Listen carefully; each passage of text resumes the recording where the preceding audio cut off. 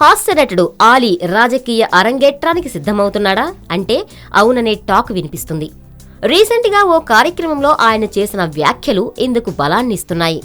అలీ చాలా కాలం నుండి టీడీపీలోకి చేరడానికి ప్రయత్నాలు చేస్తున్నాడు. 2014 ఎన్నికల్లో రాజమండ్రి నుండి టీడీపీ తరపున పోటీ చేయాలని అలీ విశ్వ ప్రయత్నాలు చేసినా అవి ఫలితాన్నివ్వలేదు.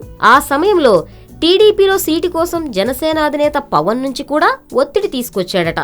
కానీ చంద్రబాబు అతడిపై సానుకూలత చూపలేదట. రాజకీయాల్లోకి రావాలన్న ఆలోచనతోనే అప్పట్లో రాజమండ్రిలో అనేక సేవా కార్యక్రమాలని కూడా అలీ చేశాడు. అయితే అవి అంతకుముందు ఆ తర్వాత కూడా జరిగాయనుకోండి, అది వేరే విషయం. కనీసం ఈసారి ఎలాగైనా టీడీపీ టిక్కెట్ సంపాదించాలనుకున్న అలీకి చంద్రబాబు నుండి తీపి కబురు అందిందన్న ప్రచారం సాగుతుంది.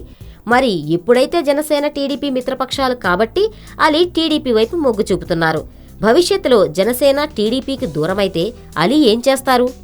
పవన్ కళ్యాణ్ అలీ మధ్య మంచి సాన్నిహిత్యం ఉంది. అలీ జనసేనలో చేరుతాడన్న ప్రచారమూ ఉంది.